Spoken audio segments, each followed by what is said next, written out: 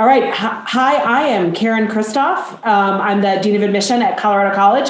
So excited for you to come to our college bootcamp series. This is actually the last college bootcamp. So hope you're able to, tuna, American Living in Turkey. Cool. Hope you're able to attend some of the others.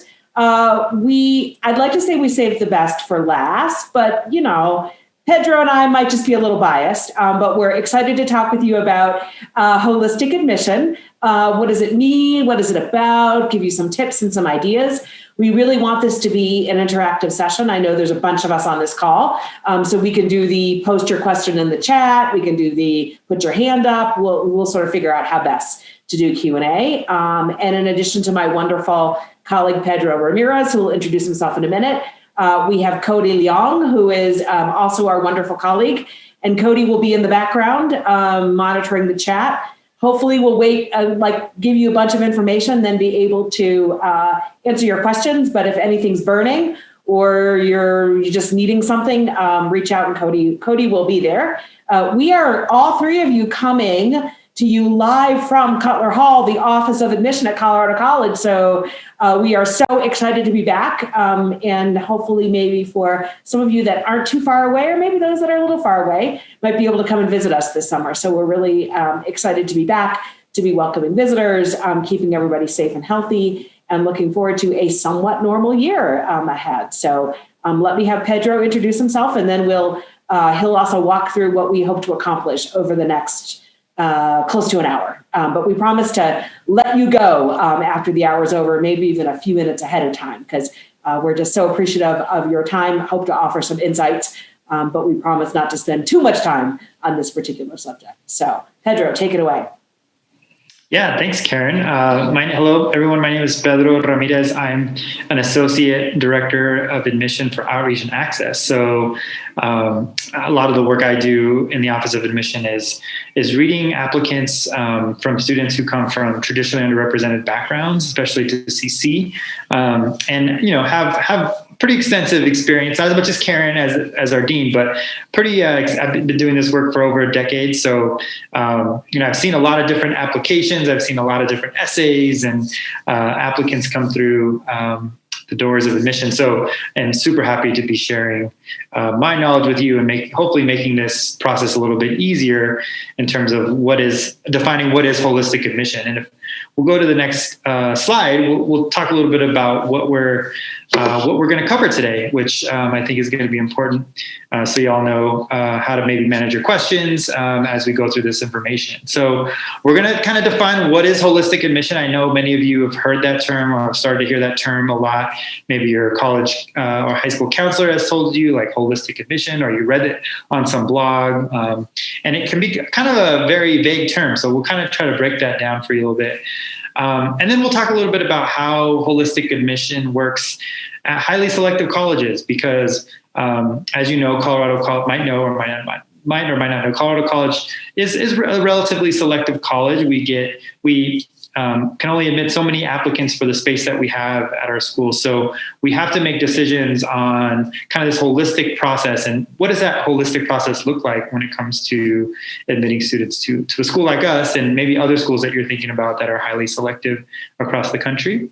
I think the third bullet, I think me and Karen are really excited about, because it's on myths and truths. So a lot of things that you might have already heard about what holistic means and what does it really mean to judge this part of an application versus this part. And we hear a lot of things out there in whether it's the social media verse or just through the grapevine or the Twitter verse, what have you. And we're going to try to bust some myths about what holistic admission is and isn't, right? And then at the end, hopefully we'll get some questions and answers from you all. And like Karen said, Cody will be in the chat. And if you have a burning question, please, ask. But we'll ask that you kind of maybe try to save your questions kind of till that end, so that you kind of just can absorb all the information, everything we're trying to share with you. So yeah, that's our agenda. And let's jump right into it. I think we're ready to go. Okay, thanks so much, Pedro. Yeah, we're also hoping that the questions you ask might be questions that somebody else wants to ask. So that's another reason why we're sort of hoping to leave some space about 2/3 of the way through to make sure that we're sort of covering. So we thought it might be good to start with a definition of holistic admission. So I'm going to read what I've got here on the slide for a definition, and then I'm going to try to break it down in a couple of different ways so that it sort of makes sense. So holistic admission refers to an evaluation process that goes beyond numbers and tries to understand the individual applicant from multiple perspectives. So that probably makes sense to all of you, right? Like it's more than just the numbers, and it's really endeavoring to get to know each human being and what makes that individual special, right? So one way to think about holistic admission is to think about the ways in which admission officers at schools that practice holistic admission are interested in getting to know you through multiple ways with multiple perspectives. It's sort of why we require all those annoying things in an application, right? It's not just simply about your academic performance. It's not simply about your letters of recommendation. It's not simply about your writing samples, your interview. It's sort of all of those things together. Another way to think about holistic admission is that it's not a formula, right? Which is in some ways kind of a good thing, and in other ways, not such a good thing, right? It's a good thing because there's not a formula, right? We're dealing with human beings. You can't sort of distill them down into this plus this equals yes, or this plus this equals no, or this plus this equals maybe. And yet, if there were a formula, I think we'd all kind of be eager for that too, right? I'm sure that some of you on this call are like, just tell me what I need to do to get in, right? That in some ways, not having a formula is both a great thing, but also I think puts a shroud of mystery around this process that in my mind really doesn't need to exist, right? We're going to try to bring some air into this conversation, right? Be really transparent about how the process works, right? So that there's not a formula. It really depends on getting to know each human being, but at the same time, that does make it more challenging. So that's why we want to break down some of these things and talk about sort of how that works. But for those of you on the call, like, holistic admission, who doesn't say that, right? And so I also want you to think as you are looking at schools, whether it's CC or other colleges on your list, really ask them what they mean by that, right? What does it mean, right? Are there cutoffs? Are there minimums? If I don't have this number, can I really expect to be, considered in this process, right? And you'll know a lot about every college from how they describe that process, right? So if you're hearing them talk about, we're endeavoring to get to know the individual, we use multiple ways to get to know an individual, we're really eager in hearing who you are and what makes you distinctive, those are words that go along with holistic admission. We expect a B+ grade point average, and we expect these scores on your SAT, and we expect you to do 3.5 activities and be a leader 1.5 times during your high school career. That's probably not holistic admission, right? That's not exactly how colleges do it, but you'll be looking for what are the nuances, what are the ways in which colleges that you're looking at really sort of go through that process. So sometimes it's okay to ask an admission officer, tell me what you mean when you say holistic admission. Tell me what you mean when you're really looking at the individual from multiple perspectives. So we're going to break down some of that as we go through the presentation. Pedro, you get the next one. Yeah, so kind of building off what Karen said, holistic admission really comes from this philosophy of trying to uncover as much as we can about you through the application process. I mean, even in itself, when you apply to a college, we couldn't possibly know every detail of your life, but the idea is that the application that you present to us, the things that you write, the things you send us, the engagement you have with us all mean something, right? They mean either how you can add to our community, or they kind of might in some way measure your potential as a community member or as an academic at our school. So the philosophy behind holistic, the whole student, is that we are learners too in this process of you, right? And so what we're trying to do is trying to put our little learning caps on and say, now I need to learn who you are. Now I need to learn where you come from, what makes you you, what drives your passions. And really, since you are all so unique and different and have all these amazing personal qualities, we're not sure what we're going to find, right? Everyone's different. No one applicant ever looks exactly the same. You might go to the same school as, your peers, but, your application is actually in many ways going to look completely different besides, having the same looking transcript from the same school. So, you extrapolate that by all the different students from different parts of the country, where they grow up, what they experience, what they enjoy academically. And so, the philosophy is like, we learn you. We're trying to learn you as much as we can in this whole process. So that makes it fun for us. So when we say holistic admission, like for example, at Colorado College, what makes it fun for us is we get to say, all right, now I'm going to go into, a day of reading or a day of evaluation and try to learn as much as I can about people. It's really about learning about people and understanding who people are. So hopefully that makes you feel better about applying. Is like, we're not just looking, like Karen said, at a rubric.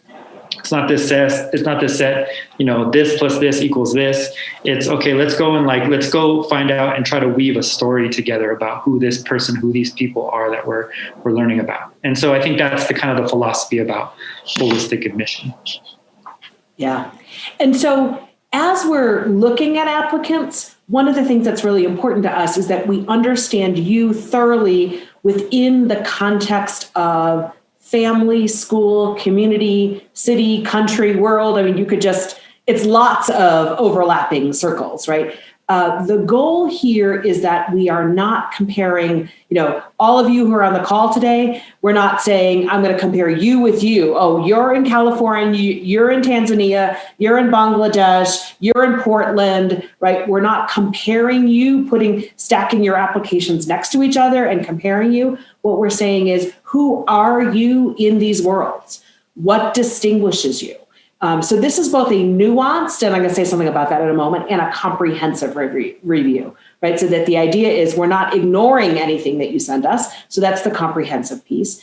The nuanced piece is appreciating that everybody comes at this with things that are outside of your control. You can't decide where you're going to live, whether your parents went to college, what your family income is, where you go to high school, whether it's a private school or an independent school or a public school or religious school or an international school, right? Part of what we want to do is we don't have judgments about any of those things, but we want to get to know you by getting to know your environment, right? That gives us the fairest and most nuanced view. Because part of what we're trying to do with this context is, you saw that in the philosophy, assess who you are, right? So there's this process by which we unpack all of the things that you've sent us. And then our job is to unpack those, understand those as thoroughly as we can, evaluate them within the context of your world, and then figure out, okay, how do we look at this student within the context of the entire Colorado College applicant pool? Right. So I think there's this idea that, okay, we're comparing one to the other, but no, first what we're doing is really looking at who you are within that context, not making judgments, but simply making observations. Often this is the moment when we're reading an application, and at Colorado College, we read in teams. So if I'm reading with Pedro today, I might say, oh, this is really cool. Like, this student is really involved in this, or this is really cool the way this student overcame this challenge, or look at what this teacher says about this particular student, right? So that what I'm doing as I'm going along is observing and not judging. I'm just trying to get a feel for that individual. So if there's one word that you leave this presentation with beyond holistic, right, it's context, right? That context piece is critically important, right? So it isn't about what we like better. Do we like this better than that? It's about who you are. What were the opportunities you had? How well did you take advantage of those? And how well did you leverage those opportunities you had to prepare yourself to be successful at Colorado College or any college that you're applying to?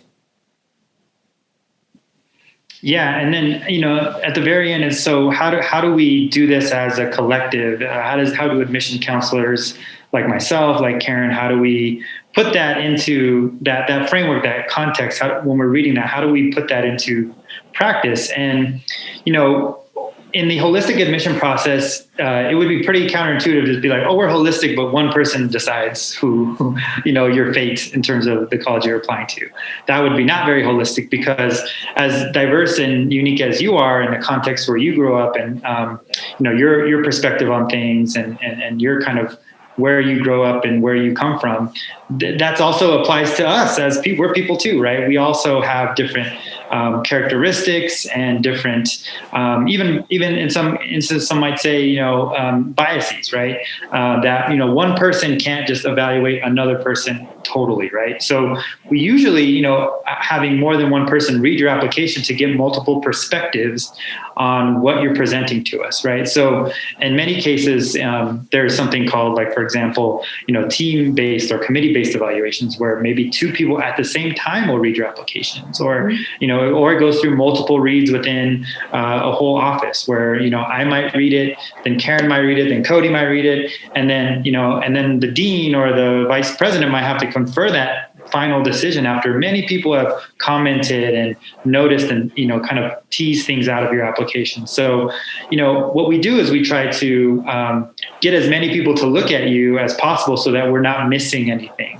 Kind of like how I talked about earlier, like learning about you only happens when you get multiple people, looking at your file. So oftentimes what we'll do is, we might use a scoring rating or a rubric to organize the application, but this is not a numbers game, right? This is not, this number gets in and then this number doesn't. It's more like you're actually, trying to put together a puzzle. So, some students might be stronger in this area, but other students might be stronger in another area. You might have a student that's academically really strong, and that kind of is what stands out in this application. But you might have another student that is completely dedicated to their community and just really knows how to build relationships. And we need all those types of people in our class. We need all those types of people in our community. So the way we do a rating system or a rubric is not necessarily by, a 4 gets in and a 5 does and a 3 and 2 doesn't, right? It's basically like we're looking at different characteristics and different qualities as we're able to rank you, right? And so that's kind of how the rubric and how we organize the pool there. So yeah, I think for us at CC, for example, we do a committee-based evaluation, like I said, and I love it. It's my favorite part about reading the application, because I'm also, if Cody's sitting next to me and saying, actually, you know what I'm seeing through this? I'm like, oh man, I've never looked at it this way, because maybe Cody has an experience that I don't have, and they can see something in your file that is really important to understanding who you are. So yeah, so those are the four kind of pillars of the holistic admission process. I'm just going to say one more thing before we go on, Pedro, if that's okay. So the other thing I think is really important to think about when you think about a scoring or a rubric or some way of organizing an application file, that is, we are all human beings, right? So we're completely fallible. We never make mistakes, of course. We admit always the right people, but we are completely fallible. But the idea of a rating system or a rubric, it's not just about my opinion, Cody's opinion, Pedro's opinion, right? That what we do is we are ambassadors for our institution, right?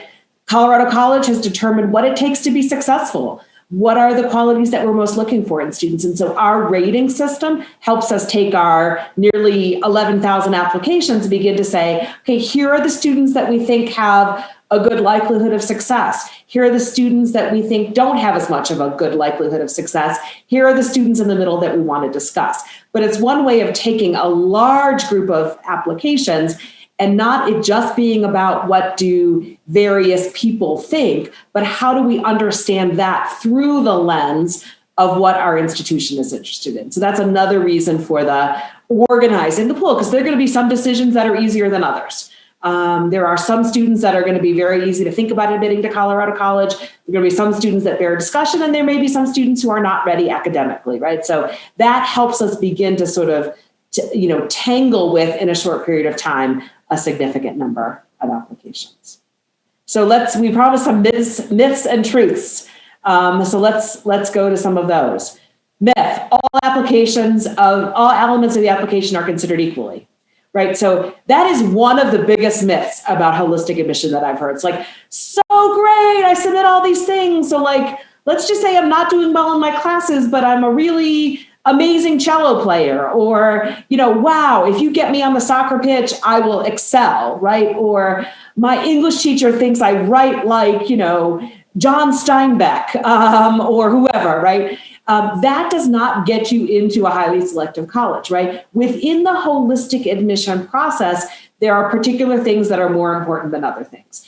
And no question that our goal as an admission office is that we're looking at academic preparation and then making an educated guess about academic potential, right? So if you look at how you can figure out whether a student will do well in college, one of the things that's the best predictor of success in college, doesn't even matter whether it's Colorado College or any other college, is what you've done in high school, how much you've challenged yourself, and how well you've done. It's not the dreaded SAT or ACT that may predict your first year grades a little bit, but at the end of the day, it's really about what you've done to prepare yourself. So that academic preparation, your grades, your grade trends, the ways in which you've challenged yourself based on what's available at your school, and our sense of your potential for success at Colorado College, those are the things that are most important. So those are the things that we're reading everything, we're considering everything, but we are sort of laser focused on that question of how well have you prepared yourself? How will you manage the rigor at CC? And then what is your opportunity? What are the ways in which we can predict you will be successful at Colorado College and what you will contribute to that? So don't let somebody who's saying holistic admission and what you're thinking is, okay, cool, right? Like, wow, I am amazing. I just learned about this sport called pickleball. We've got pickleball courts in Colorado Springs, as it turns out, right? And pickleball requires you to be like really good at kind of like racquetball, a little bit of tennis, a little bit of table tennis and ping pong. So let's say you're the national pickleball champion, or maybe you're the world's highest ranking pickleball player. Sadly, even though that would be very cool to admit the national pickleball player to Colorado College, that will not get you into Colorado College if you are not someone who has the sort of, we might say, academic chops, right? Who is somebody who is ready to sort of tackle what the classroom and the block plan will be like. Which leads you to be like, what? Oh my gosh, you people in admission, I don't know. This is out of my control. Like, I don't know who's going to get in. It's so crazy. What's going on here? But remember that this is your story. This is your story to tell through your essays, your writing samples, your commitments, interviews. We do interviews at CC, and even through those people who write letters of recommendation on your behalf. Now, you're not writing their letters, but you're going to think about choosing carefully. Like if you're thinking about what you are telling us is a story, this is the story of who you are. This is the story of what you bring to CC. Think about the things that you can control in the process. In this holistic admission process, certainly transcript is something you can control, but oftentimes when you're applying to college, your transcript is your transcript, right? It has been formed over a number of years. This is who you are as a student, but tell us a story. Tell us through the things that matter to you, the things that you're excited about, the things that you write and those who write on your behalf. This is your opportunity to control the process. And then my final myth is the one that you might be thinking, actually, which is, college say they read holistically, but really, come on, people, it's all about the numbers, right? So what I want to say is, so many of us now, we didn't require standardized testing pre-COVID, but so many institutions in the US have abandoned standardized testing either for a short period of time or a longer period of time or permanently, as a result of lack of access to standardized testing. But even those that still require it, they will tell you testing is only important in context. SAT or ACT only predicts part of what your success will be like in college. So even those that look like they rely on the numbers don't actually rely on the numbers, right? And that part of what we haven't even talked about yet is in a highly selective process. So if it's like thinking about Colorado College, we admitted 14% of the students who applied. We have lots of students that could be successful. We have lots of students that could do a great job at Colorado College and contribute. We're looking for that good fit. We're looking for those distinctive qualities. So in fact, it almost seems counterintuitive, but the more selective an institution is, the less likely the numbers will matter. Like numbers will matter to a certain extent, so you get in the pile, right? If an institution admits less than 10%, fewer than 10% of the students who apply, you want to be in that pile, right? You want to be in the pile that's like, this is a very good student. But at the end of the day, what they're really looking for is among those very good students, what are the qualities and the characteristics that will help? And I'll give you a little hint if any of you end up applying to Colorado College. We care a lot about fit. We care a lot about understanding why you want to be at Colorado College. What do you think about the block plan? What do you think the block plan will do to help enhance your educational and intellectual goals? So when colleges ask, why are you applying, or what do you think you'll gain from the experience? Be sure to give that answer a little bit of time, right? Because that is something that's really important to us, because we have lucky enough to have lots of great students who apply. Part of what we're trying to figure out is who among these great students and great community leaders and those who are involved in a lot of things outside of the classroom and have done really well in many, many ways, who are the students that are most likely to thrive and to grow at CC. All right. So you're kind of using CC as kind of a case study in terms of holistic review at selective colleges. We wanted to share with you something that I think can be very helpful in your approach to applying to selective colleges and universities, is the 3 C's. And so, the 3 C's is something we often use in our office because I think it kind of encapsulates a couple things. It encapsulates kind of the idea of what holistic really means to us and how we kind of put it kind of in this kind of bite-sized form. But it also, I think, it allows students to understand how the 3 C's are actually really intertwined in a lot of ways, and how it's like not just it's not just a rubric, but it's a way for you to kind of understand how certain parts of who you are can actually be really representative of these 3 C's. So the 3 C's are capable, competitive, and that competitive word might scare you because it might think, oh, the best grades, but I'll talk about that in a second, and compelling, right?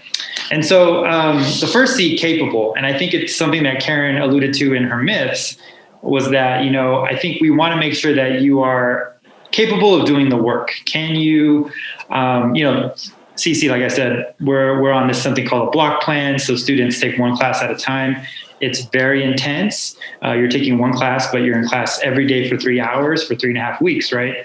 So does your do letters of rec, do your grades and your rigor, do they kind of complement that you would be able to handle that type of rigorous course load, let's say if you were majoring in the sciences, right? So we want to make sure you're capable of doing work. It doesn't mean you have to get all A's in your classes, or it doesn't mean that, but it means, would this student be able to rise to the challenge? This could also mean, understanding where you might have showed some resiliency in your academic work, right? So maybe you got, not that great of a grade, sometime in sophomore year in a subject, but you're able to bounce back, and now you get stellar or exemplary grades in that subject, because part of what college is you have to be resilient and you have to bounce back, and nothing ever is going to go perfect. So students who can show that, they're capable of bouncing back at something like the block plan.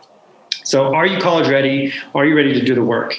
And like I said, it's not just grades, it's understanding your trends, understanding what you've taken, what your teachers say about you. Some teachers will say, hey, this student got a B in my class, but they work so hard. And we know a lot of what happens in college is just attribute to you working hard and trying to figure it out. So some of those things that you do put in your application will really tell us if you're capable. Now, competitive. And so you might think that this might, be, do I have the better, test score or GPA or something like that in the actual, as a student. And what we mean by competitive in the applicant pool is, do you have characteristics about yourself that will set you apart in ways that make you, look attractive to us as an admission office and someone we want to admit to the college, right? So we want to make sure that you are, among some of the highest performers in your school and your community, but that you also, show characteristics that, really, I think, can stand out a little bit in terms of, not really comparing yourself to other students, but, being a part of our class and giving a contribution. So while competitive might sound scary, one thing we know is that all GPAs are not, and all grades are not, measured the same across the country, right? There's some schools in New York that they grade in stars, and some people grade on a 5.0 scale. Some schools grade on a scale that's, on a 4.0 scale, unweighted. So what we're looking for is, are you competitive in terms of the entire applicant pool? Are you also a stronger student within the context of your community, or a stronger applicant? And you can also be competitive in different ways. You can be competitive by the round in which you apply. So, if you're a student that, for example, for CC, who was applying in our earlier rounds, you're probably going to be a very competitive applicant as opposed to a student who applies in our later rounds.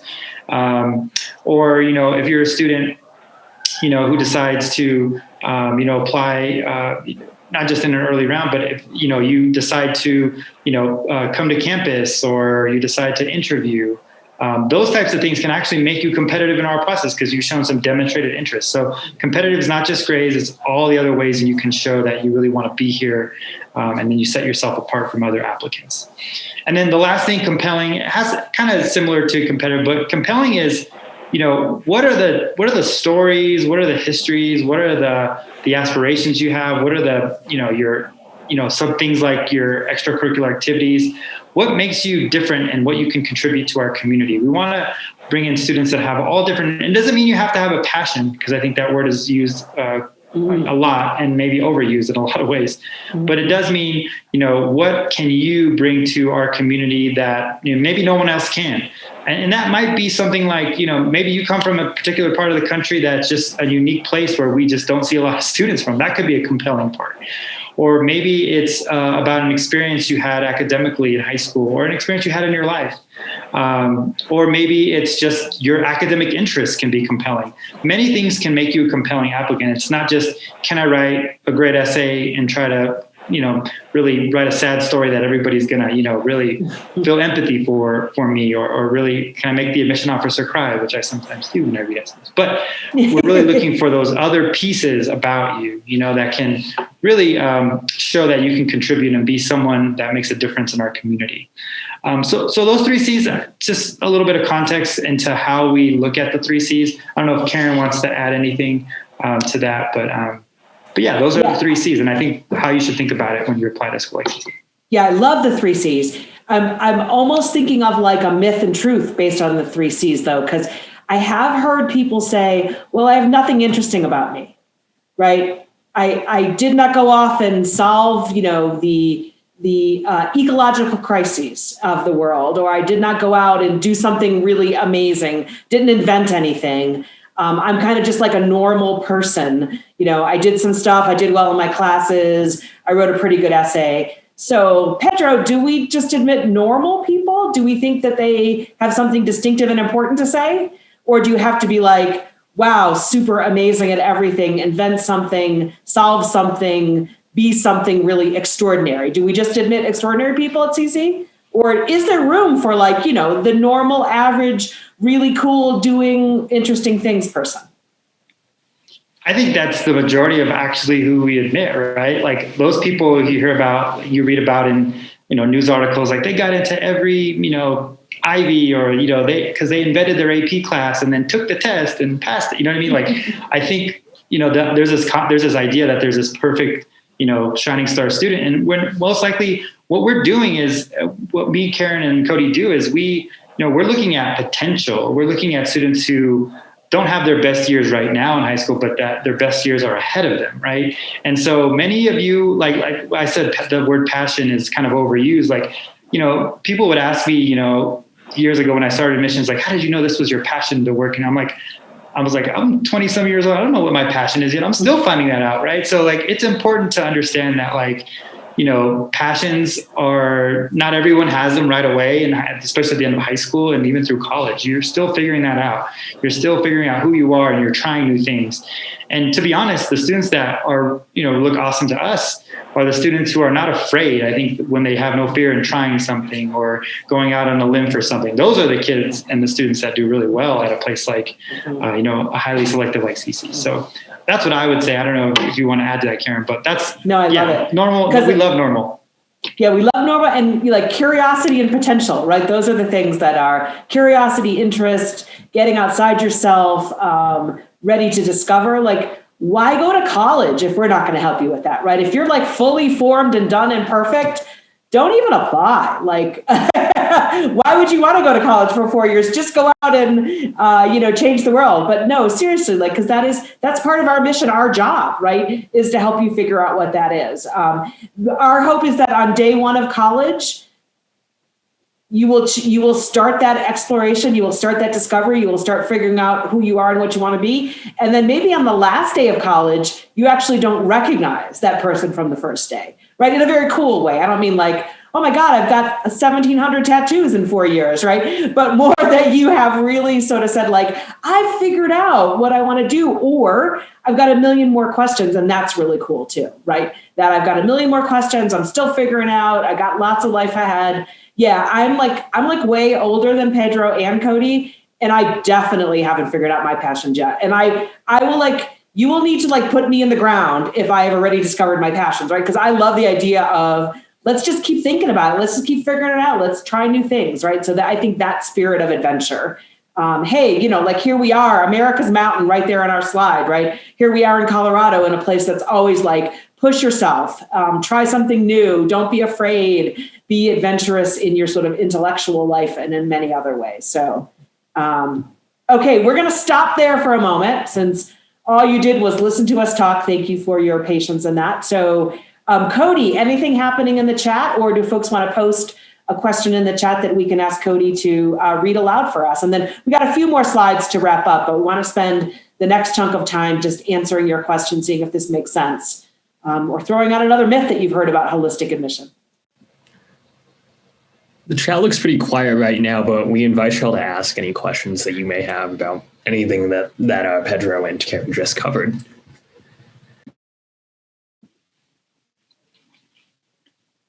Yeah, and while we wait for questions, and feel free to unmute yourself if you'd like to raise your hand in the reactions. We love seeing faces and hearing voices. But, actually, I see a question just came in. So Olivia asked, could a positive trend in grades help as much as an overall strong GPA? And yeah, that's a great question, Olivia. I'll take a quick stab at it. And then Karen, if you want to also answer this. But, where I see positive grade trends is you want to be able to develop a positive grade trends where you're not trying to cover too much ground, right? Like, going from like all F's your first 2 years and then getting like all A's your second 2 years, that's going to be a really uneven transfer. But there might be context to that. But we want to see that you're hitting your stride in your junior, senior year. A lot of things happen, in your first year, especially your first year of high school. You might be going to a new school, or you might have just moved, or, you might be dealing with other, family challenges or problems. That first couple of years of high school is not easy, going from middle school and then all of a sudden you're kind of jumping into this maybe rigorous academic experience. So, we do give a lot of grace, I think, in the beginning of your high school career. But I think what we want to see is that you're hitting your stride, and that, we can't put a numerical, number on rigor on overall upward trade mode, how it looks. But we can say, I'm confident that if this person can do the work, like they're at the point right now where they could do the work here. Anything to add on that, Karen? No, actually, I think that was great. And I think maybe we'll go to Amber's questions. Amber's got her hand up, and then we'll tackle the questions that are in the chat. I see 2 questions about extracurricular activities. And then that question, I'm so glad someone asked this question. Is test optional really test optional? Always a good one. Okay, Amber, what's your question?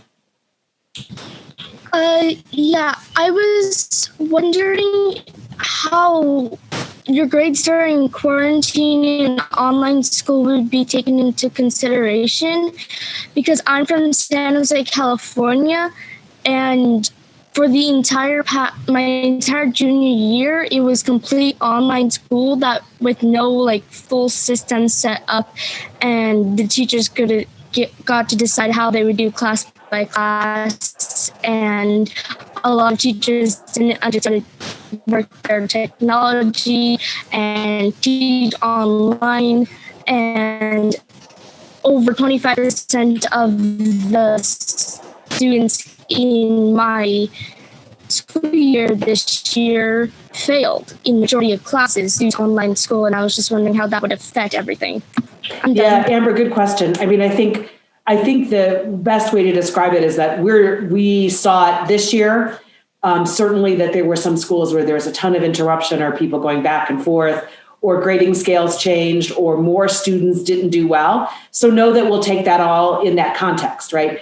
One of the things I'd encourage you all to do, because Amber's question reminds me that we didn't say this, like one of the pieces of information that's so important to us is a school profile, right? So if you haven't seen your school profile, which is a document that goes out about the school, about the classes, about things like, hey, what happened in COVID? How did grades change? What percentage sort of students, did well or didn't do well? Like, what were those impacts? So that helps us then look at a transcript and say, okay, got it. Like, I sort of understand what happened and what the effects were. So take a look at your school profile. Imagine that if we had never heard of your high school, which is very, very likely, right? Even if you've been doing this a long time as an admission officer, we may not know your high school, but think about what if we got your transcript and we got that profile? Would that give us a good summary, sort of who you are? So let's go to some of the questions in the chat. I'm going to start at the top with our questions about extracurriculars. So 2 questions, one from Kitty and one from Marin.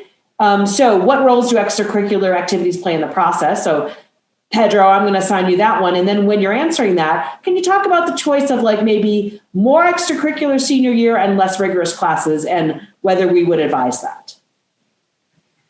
Yeah. So, extracurriculars show more than just keeping busy. I think students often wonder like, what's too much? What's enough? What we like to see, especially at a lot of colleges, is that there's investment in some of those things. We can find a lot about leadership with extracurriculars, and also understand a little bit of your context. Some of your extracurriculars could be your job. It could be taking care of loved ones. It could be having family responsibilities. Some of your outside extracurricular activities, could also be connecting with the community that you live in. And so extracurriculars are more than just listing clubs, right? It's giving us an idea of where you're investing your time and who that time is invested with, whether it's your family, your community, your school. And that'll help us understand, the context, as Karen said. Now, to Marin's question, which is, I think, one we get a lot, it's, I'm thinking about taking less APs or less rigorous coursework so I can focus on my extracurriculars. I think that's a personal decision for every student. You have to figure out what you can handle and, what's a good balance for you. I would say that if you're thinking about applying to a more selective institution, they're going to look at, what you have the opportunity to take and what sometimes maybe you didn't take. And they want to know that you're challenging yourself enough to where you're prepared for the rigors of that institution.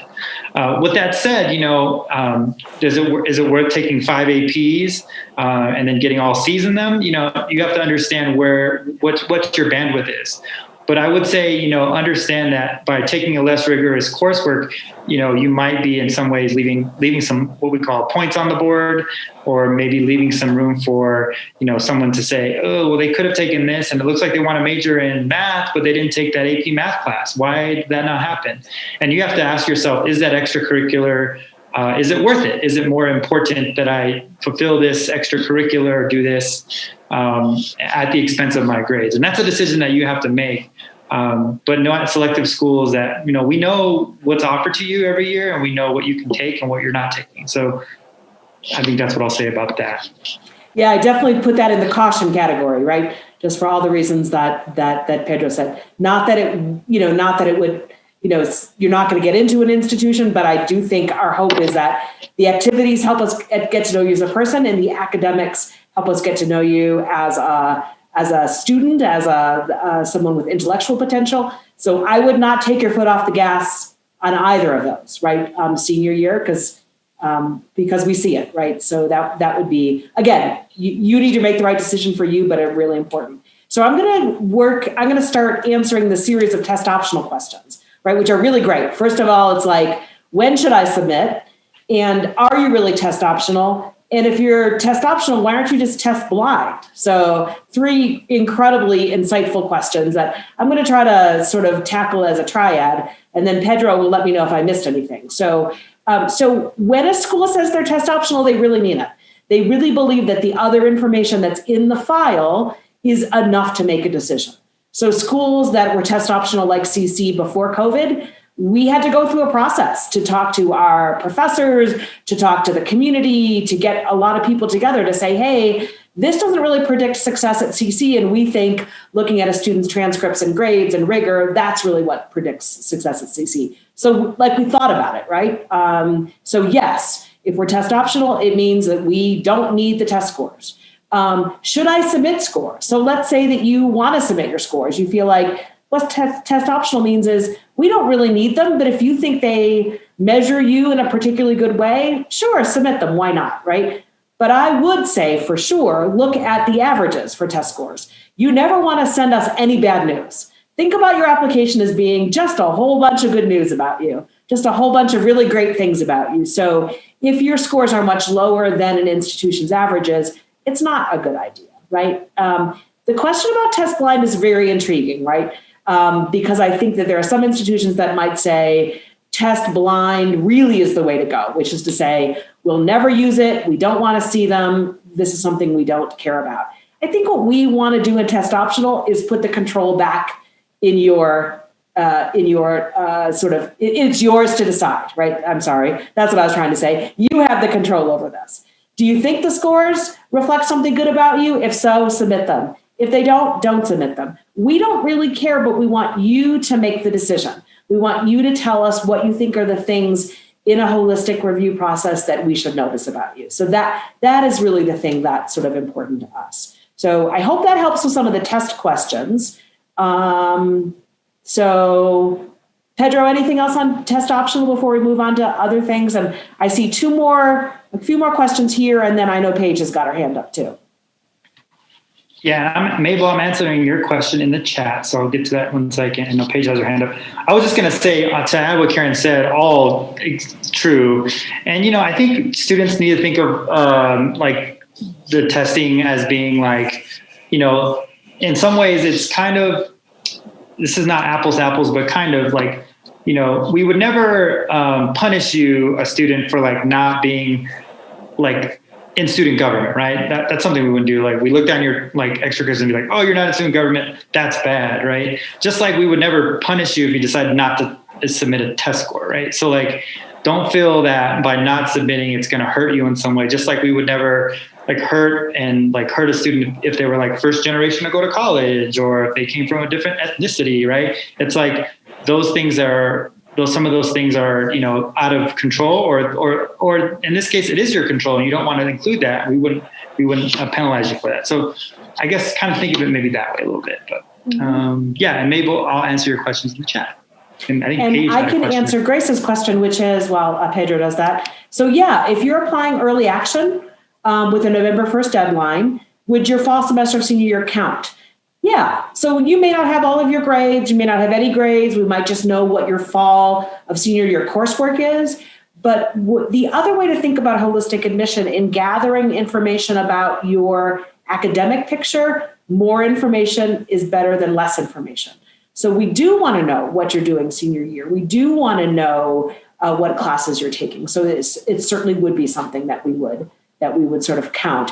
Again, not everybody has grades by November 1st. That's totally fine. Whatever your school wants to submit, we can collect grades later in the process in terms of senior year grades, but we certainly want to know what you're taking. We want to be able to ask ourselves that question of like, what are the things that are really sort of, what are you doing academically? If you think of junior and senior year as kind of the culminating years of your academic rigor and academic performance, those are really important to us. Paige, I think you're up next.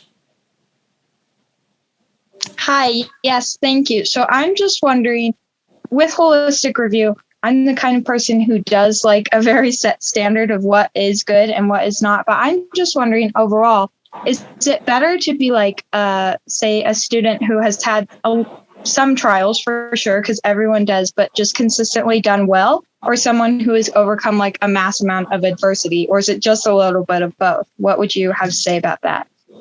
It is definitely a little bit of both, right? Like, I think that, there are some students that just sail through high school, and that's really great. And then there are other students that don't sail through high school for lots of reasons, right? And so part of what we want to do is, if you had one of those semesters or years where you weren't sailing, where things were not going so well, make sure we truly understand what was going on, right? You don't want to leave anything unanswered, right? We'll assume something's going on, but give us the information. Make sure if part of our review is fair and comprehensive and covering as much material as possible, make sure there are no question marks, because question marks, then we're going to come to our own conclusions. We're not likely to conclude you're lazy, but we may not know exactly what affected your grades that semester. So it's very important that you help us with that, right? So a couple places you can do that on the application. You can do that in the additional information section.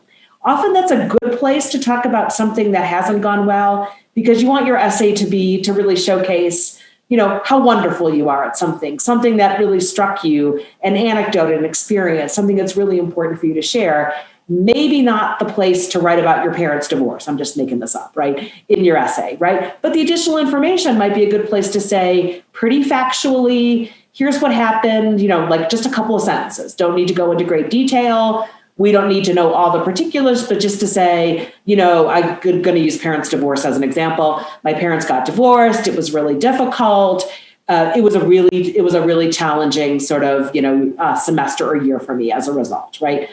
We just write that down. We take that into consideration as we're looking at your transcript versus, oh my gosh, you were an A student and suddenly things were really, really bad and we couldn't figure out quite what it was.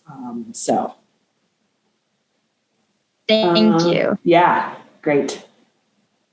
Okay. Angelia, we're going to answer that question about early versus regular. So we'll tips for the personal statement. Is that our next? That's a good yes. one. Yeah. And then maybe we'll do personal statement tips, and then we'll go on, because we want to answer that question about like different application, different admit rates by round, and then we'll answer Amber's question. So Mabel, what I'd say about the personal statement is write your story. Don't try to impress us. Don't try to be anything that you're not. Just tell your story. Tell us who you are. Share an experience. Share something that happened to you. I think some of the problems with essays is sometimes people want to take do a whole life story. You can't do a life story in 650 words. Pick out something that happened. Pick out something you believe in, something that occurred, something that you did, right? So tell us a small story that will give us a big message about who you are. But keep it small, keep it narrow. It is too tempting to try to write something that is much longer and you run out of words and then we don't get the depth. We want something that helps us get to know you, and we want it to be deep. We want it to sort of come from the heart. So we'll take one more question, Amber, and then we're going to go on to our next slide. Hi, yes, this question is about interviews and everything. Mm-hmm. For an interview, will you have to have it scheduled before you submit your application, or can you schedule an interview for after you submit your application due to timing and where you live and everything?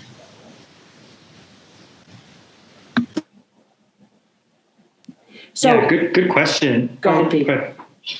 I would say that we always will have a cutoff date for the last day 2 interview, and we'll make sure that cutoff date is, well before we begin our formal official reading process. So I would just make sure you just pay attention to our website, know when the last day to interview. You typically it's in mid to late.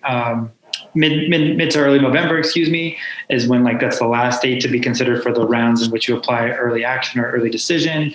We try to make sure we time it so that you're interviewing, even if you interview slightly after you actually submit, maybe you submit in October, but you interview in late October, we'll make sure to wait on making sure we're holistically reading everything in your file.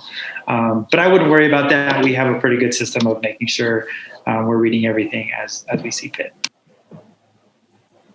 So we're just going to very quickly in our last few minutes, we've got our email addresses on the last slide. So let us know. I know there are a couple more questions, but we want to sort of honor your time. You've given us 60 minutes and we're getting toward the end of that. So we wanted just to put up this slide with a little bit of information about our rates of admission. So certainly think about early decision if you know that CC is your first choice. Don't feel like you have to. We definitely admit students in early decision, in early action and in regular action. I know that regular action admit rate looks really intimidating, but it's a huge group of applicants, right? Some of whom are great for CC and some of whom would not be great for CC. So the important thing about choosing a binding round, whether it's at CC or anywhere else, is that you have to be sure you've done your research on that institution, but you've also done your other research, right? You've done your research on the other schools on your list so that you feel pretty good that CC is the right place for you. So really important when you're talking about a binding process at any institution that you have really taken a close look at that institution, a close look at what's available. You know that it's a good fit for you and that you also have the opportunity to explore the other colleges on your list. One other thing I'll say about ED is financial aid. So let's say you have fallen in love with an institution like CC. I'm going to apply early, but I'm worried about financial aid. So any institution must excuse you from that binding commitment if you don't receive enough financial aid to make it possible to enroll. So what we would do is if you want to apply for admission and financial aid simultaneously, hopefully you get admitted, you get a great financial aid award. But if you have questions about the financial aid award, we would want to talk with you about that. So we admit students for the fall. We also admit students to a gap year, meaning you come a year later, and to a gap semester, which means instead of starting in August, you would be starting the following January. Oops, let me go to, and then we invite you if you want to learn more about CC, want to learn more about the application process, any aspects of it. We're going to have a sort of a virtual day, Friday, the 16th of July. So you can use that QR code or sort of register online. So it looks like we're right at the top of the hour. I hate to do it. I know there's lots of other questions, but I'm going to drop. Oh, and you can check out any of our socials. If you want to see what's going on, I will drop right here. That's my contact information and Pedro's contact information. We would love to continue this conversation with you. I know that sometimes these presentations bring up a lot more questions. So I'm sorry that we can't answer them all live. Do know that we very much appreciate having you, and feel free to send us a message if there's anything else that we can do to help. So, thanks so much. Have a great evening, everyone. Pedro, do you want to? Thanks. No, just say thanks everyone for all the great questions that were awesome. Think about open house on the 16th. We'll actually have more kind of nuanced sessions on holistic admission as well if you want to learn more. Mm-hmm. But best of luck to this process, and hopefully we'll see you around CC in the near future. Take care, everyone. Thanks for all the great questions. Take care. Be well. Thank you.